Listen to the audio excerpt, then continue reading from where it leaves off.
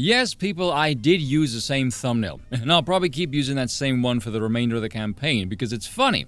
Secondly, just watch this. This is just an extraordinary testament to the importance of having a president who understands the power of diplomacy and understands the strength that rests in understanding the significance of diplomacy and strengthening alliances. This is an incredible day. You know, I think this is the first time that I've related to Joe Biden, because I had the exact same vagrant look on my face that he did. One that said, what the fuck is this one talking about? This is apparently the first time that she has spoken to reporters since she was unwillingly selected as the Democratic candidate. More on that in a bit. Because I saw this on X and there was writing on the tweet, and at first I thought it was a joke attempting to translate what she was trying to say. No, that's what she actually said. Oh, and also news just in, she has apparently ducked out the debates after 4 days ago, saying that she would meet Trump on the debate stage. Geez, I wonder why. It's like what Stick said in his border video a few days ago, where for some inexplicable reason, her campaign made it a point to her, the failed border czar, to talk about the border and contrast the rhetoric with Trump. And if you're trying to pass this spectacle like you have any semblance of sanity or political sense, you're asking, what the hell are you doing? Before we get to that though, considering the unusual cast of characters in the circus sideshow that is the cycle, it might be helpful, and borderline necessary actually, to take a look at how we got here, which requires looking at some potential palace intrigue, and thank you Lionel Nation for this stack of info. If you guys don't know who Lionel Nation is, go look him up, he does really good stuff. Now, take all of this with a grain of salt, naturally, but apparently behind the scenes, the powers that be, whoever that may be, I will let you all decide that for yourselves, many think it's Barack Obama, which I've never really believed personally, because he's never struck me as a shrewd political tactician. You know, he's just bolstered middle management. He's not an impressive specimen by any means. But allegedly, with the aid of Pelosi, who is much higher on the stack, after the debate and all, there were talks about what to do now with old Joe, because he's a hindrance, he has outlived his usefulness, and the performance kind of showed that. So there was pressure to oust him out the race. Drop out or we'll 25th you. And apparently Barack Obama wanted Mark Kelly. Two typical Americans then molested the identity politics, which is just cancerously stupid at this point. And don't let the buddy comedy for the cameras fool you. Barack Obama and Joe Biden hate each other. And Biden is a stubborn, egotistical bastard. And you can bet your bollocks behind the scenes that man has referred to Obama through some colorful language, let's say. And I'll bet you so is his wife. Man, I would love to know what Jill Biden really thinks of Michelle Obama. I'll bet she sounds really based, actually. And Biden, despite being old and senile, is still with it enough to know what's being done to him. And knowing this, or at least expecting some shenanigans, leapfrogged Obama and endorsed Harris before Obama could do anything, effectively forcing Obama to endorse Harris. So Biden basically went, I know what you're up to, you instant racial slur here. I'm not going to go out like this. I'm going to endorse Harris because I damn well know your skin color will force you to go along, so fuck you. Which is as good as explanation as any, which also allows us to formulate some potential hypotheticals. The main one being that Barack Obama isn't running a damn thing behind the scenes if Joe Biden can effectively give him the middle finger and tell Obama to kiss his old white ass. And so, those of us who do the analysis thing, when we look at this entire shitshow, we often ask ourselves, okay, if we want this facade to keep looking credible and genuine, remain stable, how would we go about working the levers? Because when you look at this sticky mess of a situation with Harris, and yes, I very much chose that phrase deliberately, what is the goal here with her?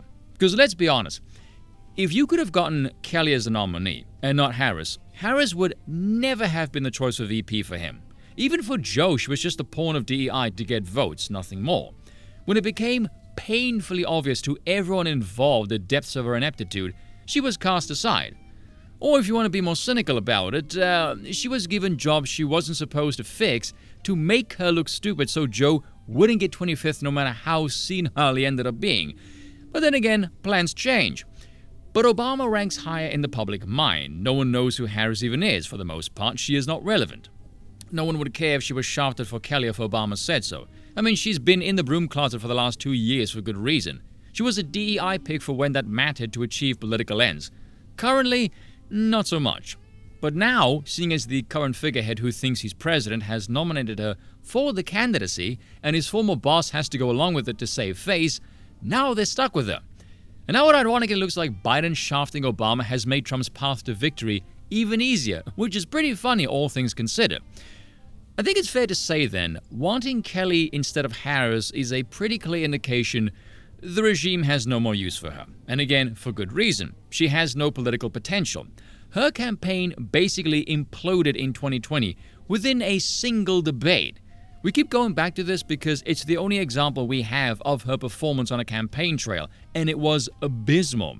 And when you review her public spectacles over the last 4 years, or hell, rather the first year and a bit essentially, since she's basically been absent for the last 24 months or so, because she's an idiot.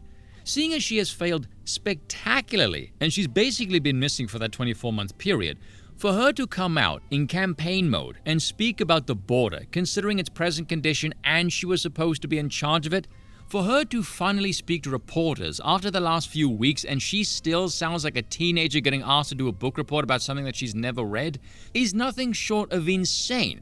Speaking of diplomacy as well, you're the nominee, and you can't string a damn sentence together without sounding broken. Wonderful, I can't wait to see her in charge of foreign policy.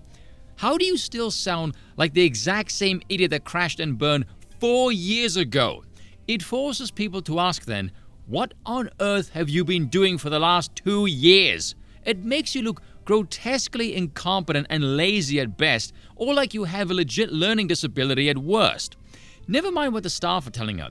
How deluded and insane do you have to be to willingly replicate the exact same strategy and behavior patterns that caused your campaign to fail 4 damn years ago without any capacity for introspection, not even on a personal level?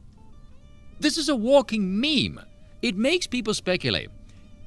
Is this the regime deliberately trying to flush her, or is she and the people around her really that stupid? Because we all know democracy is a farce. I mean, my word, if it isn't obvious to you by now, then I don't think there's much hope for you. Because think of yourself as a chess player, and the politicians' pieces on the board. Kamala Harris is a pawn that you would happily sacrifice to put, say, a knight in a stronger position. Look at this, one of my followers on X tagged me in this. The desperate shilling you are seeing for this soulless, let's say harlot, is a result of a power struggle within the Democrat Party. They aren't trying to convince you that she can win, they are trying to convince each other, because there's a lot of Democrats who don't want her to be the candidate. That phrase is rather damning. Democracy, people power, and we're going to pick the candidate who you vote for, who's going to cause hell. Yes, very progressive. That's why you're seeing ridiculous, obviously fake polls that suddenly show her way in front of Trump for no reason at all. They are trying to gaslight each other into falling in line behind a candidate that only a party of idiots would actually run. That is a bloody accurate assessment of the current situation.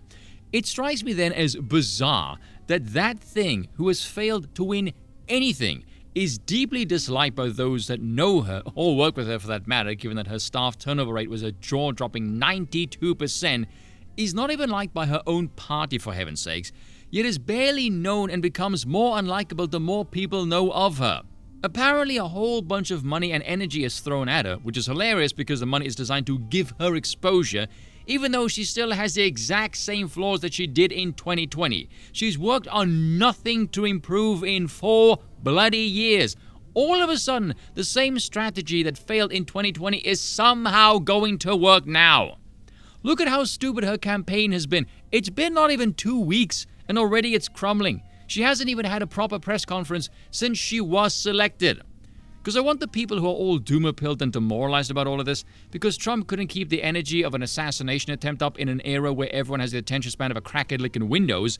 Where do you think her energy is going to come from? Do tell. The media can't make energy, it can only give the appearance of it. Keep that in mind.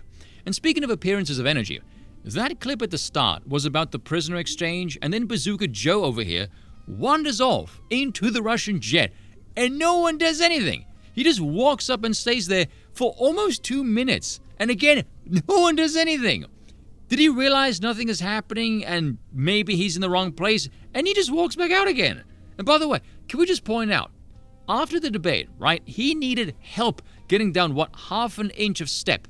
Here he is walking down pretty steep steps pretty cleanly.